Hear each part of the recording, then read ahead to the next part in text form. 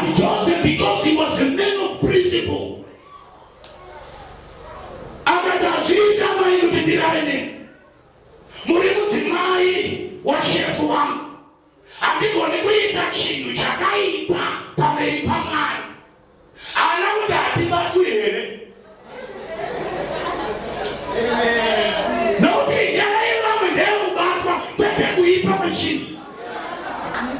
Nokuti wamekana pakamweta kusabatwa ebe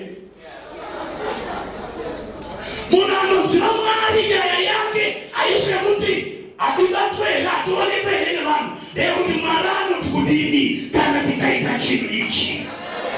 Chamani kana uri a man with a dream usatambisa dream yako. Kana uri a woman with a dream usatambisa dream yako. Nezita la Yesu akati ndikaite chakadaro chakaipa pamberi pa Jehova.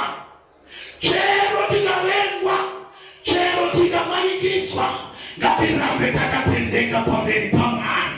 Iye Mwari ari kudenga panoona kuti takatendeka mukuoma kwazo. He shall reward us one day. Achatipa mubayiro rimwe ramazuva ramba uchishingirira kuda kwaMwari kunozadziswa.